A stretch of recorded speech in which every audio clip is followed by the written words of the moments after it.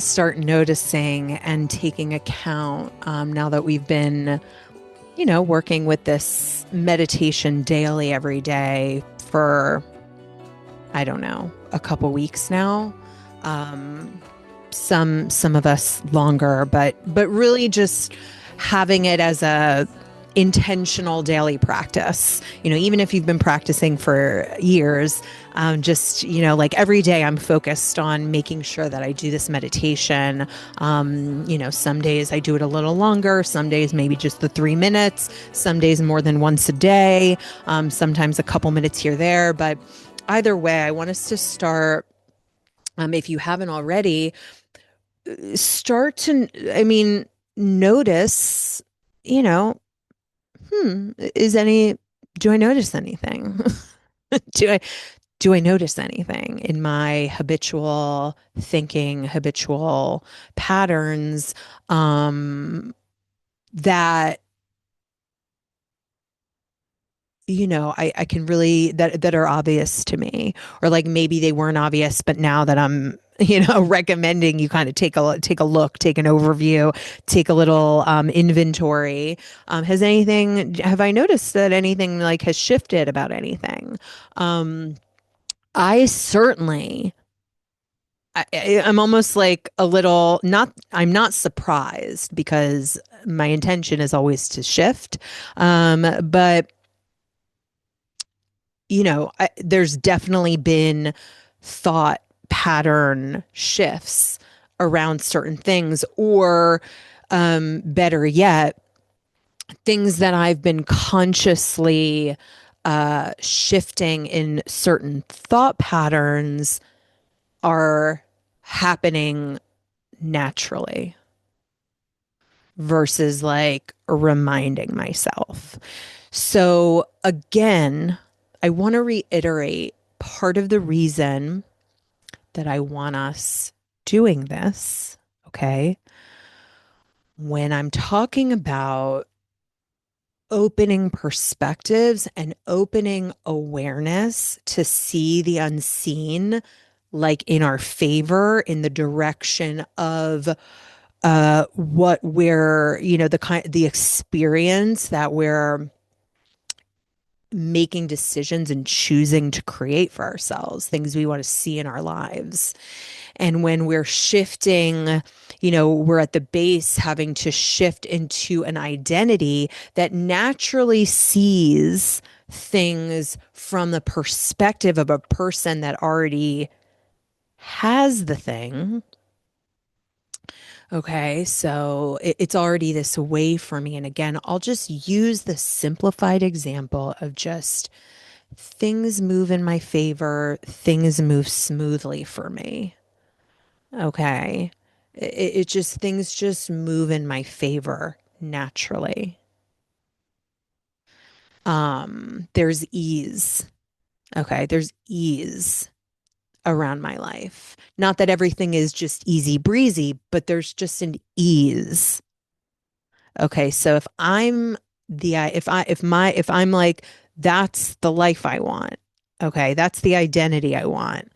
I just want to feel at ease, steady, at ease with everything in my life. So therefore, my life reflects ease, steadiness.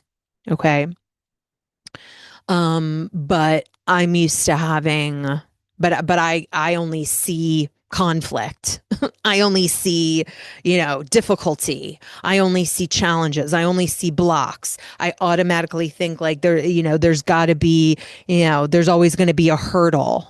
Okay, so maybe that's the way you've always been thinking. There's always going to be a hurdle.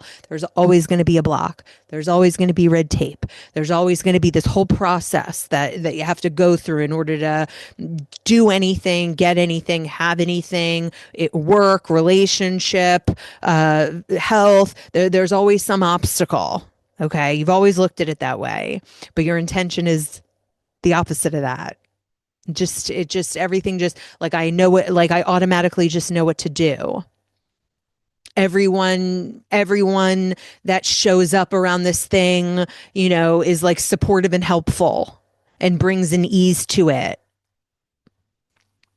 So you can decide that you want to be that way, but you still have these old patterned ways of thinking that, oh, you always got to do this, you got to do this, you got to do this, you have to jump through these hoops. Part of the addiction meditation is releasing, is breaking those patterns up so they're not powerful. So initially you may have, like, if there's something, a project or anything that you want to do, because that's what your awareness has been, that's what's been natural for you. So you may initially be like, all right, well, it's going to take this, it's going to take that, it's going to be this, and it's going to be that. You may initially think that way. And then you might just say, you know what happens is, like, all of a sudden something takes over. You know what? I just feel like whatever it is, it's just going to kind of be easy. It's just going to kind of move seamlessly. So whatever comes up, I just know. Like that, and so you start to kind of like break away at those initial, and then guess what? Things move a little more seamlessly. But why? Because you're the identity where things move seamlessly. You've decided, where, no, I'm somebody where it just, like, kind of, I'm supported, it works. It's like a thing pops up and you're just like, you know what? That's not going to be a whole big thing. And then it just kind of like takes care of itself. So the things might come up, but it doesn't have a hold on you. It doesn't have a lock on you. And now you start noticing, and then you start seeing, and then now you're actually gathering. You're really gathering more evidence. And you're seeing in real time how powerful you actually are, which is, you're the only one with the power. You're the only one with the power. You're the only one. You are the reason. You're the cause. You're the proof. You're the center. You're the nucleus. You're the starting point of literally everything that you experience in the external world. Okay. But again, we've been imprinted that it's outside in, that it's the other way around, but it's not. So when we do a meditation like this, and we really have the intention of, I'm not necessarily here to shift something specifically, although you can intend to, but it's just going to unlock that awareness. Again, all you're doing is you're shifting your awareness. You're breaking up a pattern of having an awareness of seeing and perceiving this way. But now you're unlocking awareness, and you're seeing what used to be unseen. What was unseen before was ease. What was unseen before was, effortless. The steps, or whatever steps, it just moves effortlessly. What was unseen before, that you're now able to see, is that there's not all these block, steps, challenges, and everything against you, trying to keep you from getting from point A to point B. That you can actually just very easily and effortlessly jump over to point B, and whatever comes up along the way kind of just takes care of itself. It's intuitive. You know what to do. The right person, place, thing. It just all kind of works effortlessly, seamlessly, which that was available before the whole time. It was unseen. You were not able to perceive it. Your awareness was locked into another type of experience and another identity, where that was always your experience. That was your identity. That was part of your identity, where you were the identity of the person who experienced things this way. So now you're unlocking identity. You're manifesting. You're unlocking the identity where things just move easily and effortlessly. And part of that, it doesn't mean that nothing ever comes up.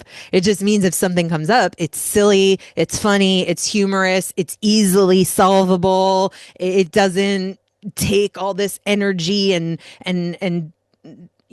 tumultuous like suffering and against, and you're at battle with everything. It's just like, no, it's just like, okay, so this thing, whatever. But like, I know like I can just stop for a second and be like, the right person, place, thing, idea, like it's all just, it takes care of itself. And no, and regardless, I'm steady. Like I'm steady and I'm cool and I'm chill about it. It's not, nothing's that big of a deal.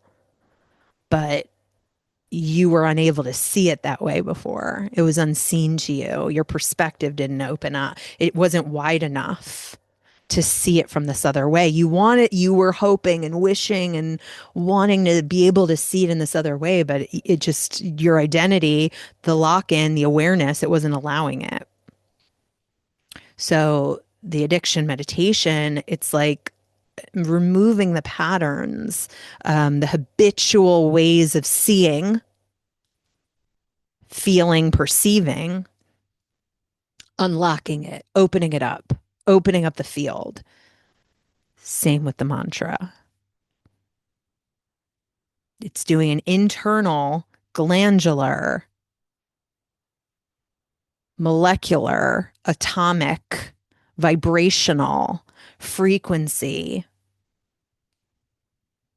subconscious, unconscious, conscious rearrangement,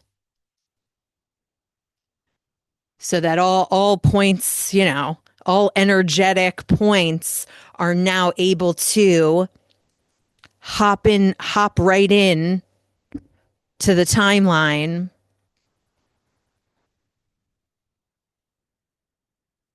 that already exists, where things are